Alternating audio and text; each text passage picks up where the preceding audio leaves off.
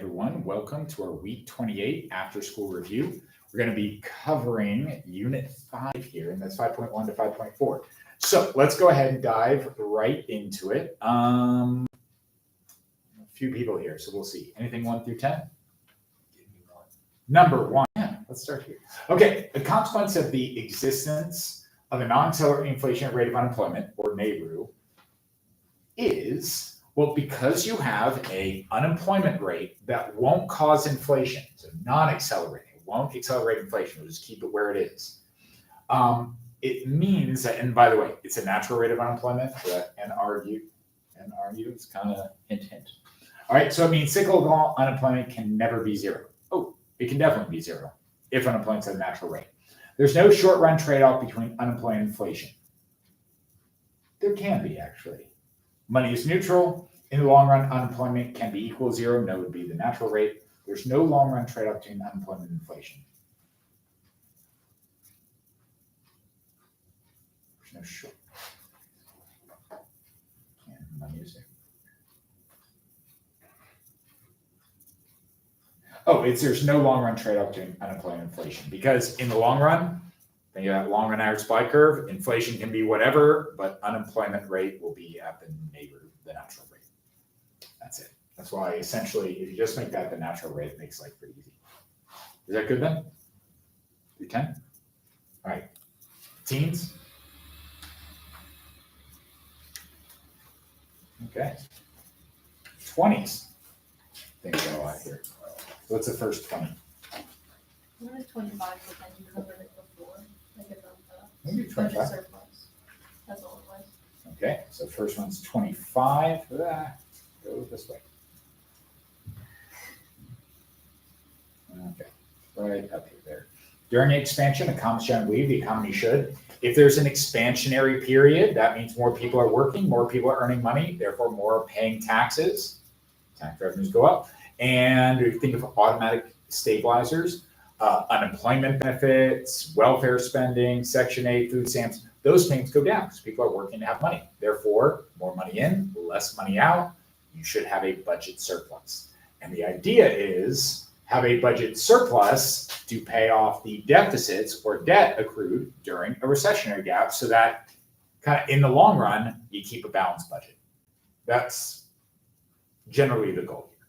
So is that good? All right.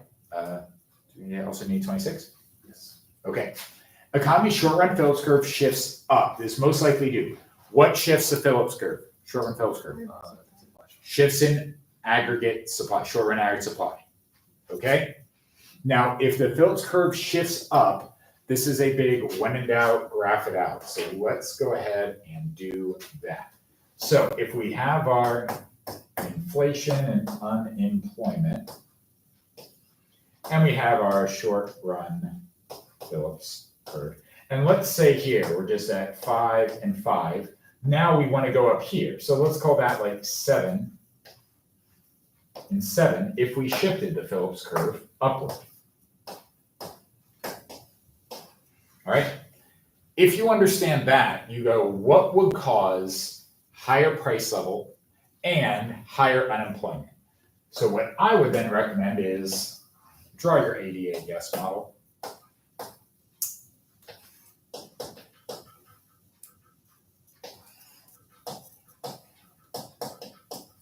Okay, so if we're here and we wanted to say a price level of 5 and an output level here, Y1, and let's just say the unemployment is 5, okay?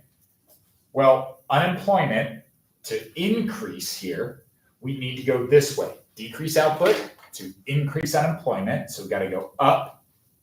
And then we want the price level to go to 5 to 7. So we want an unemployment rate of 7. So we need to get to here. So guys, how can we get to this spot? We would need the short-run average supply curve to decrease. That's stagflation. That's stagflation, cost push inflation, yep, all those things. So we need the short-run average supply curve to decrease. Which of these things we're doing? It's not fiscal policy because that shifts. Aggregate demand curve. On this one, it's going to talk about expected, unexpected inflation. Okay.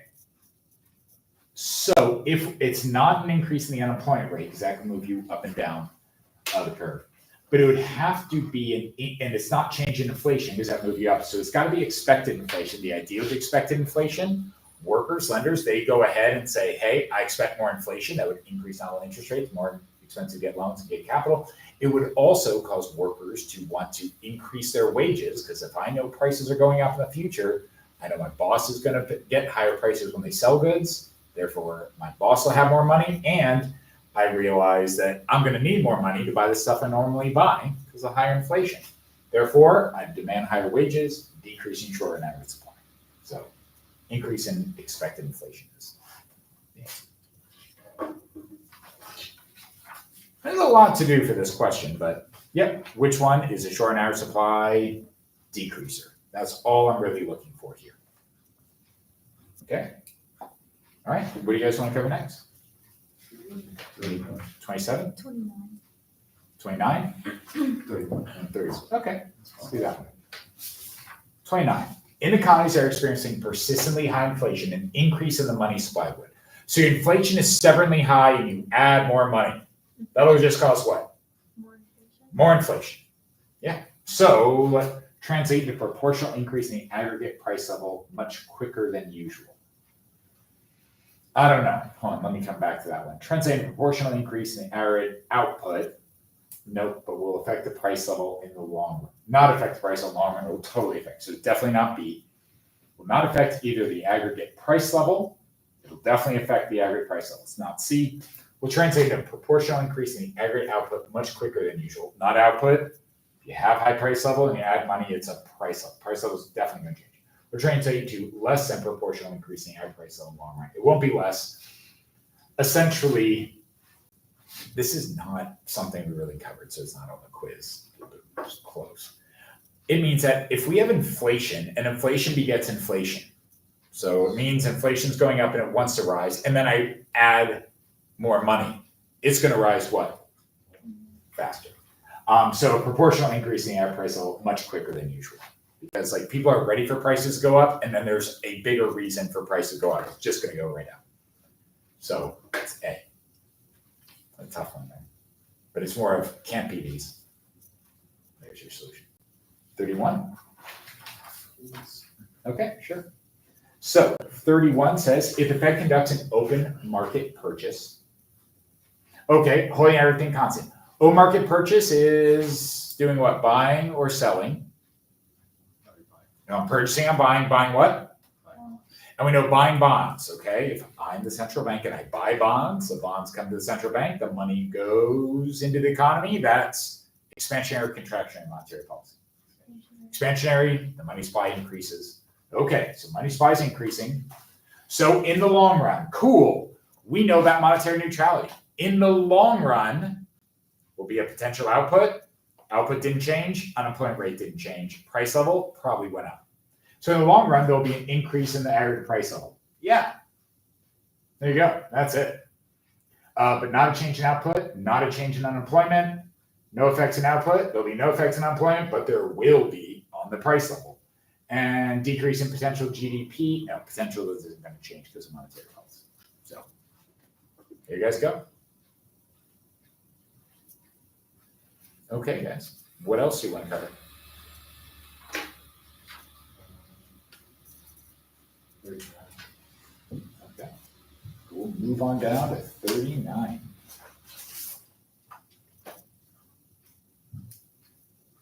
All right.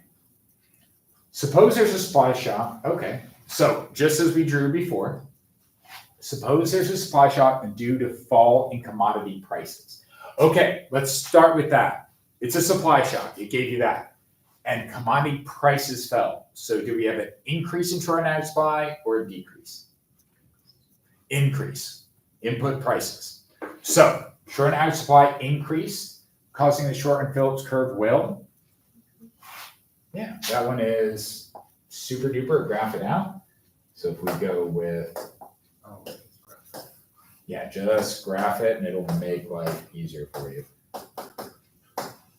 And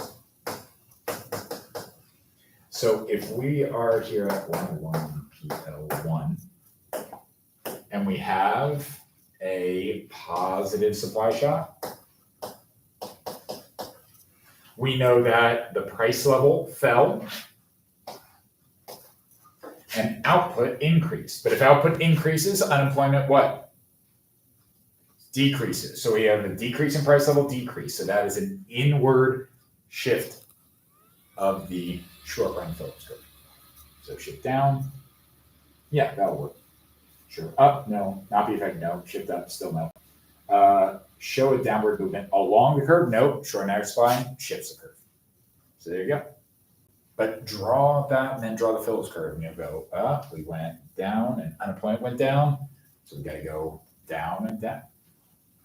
All right. Any more, guys?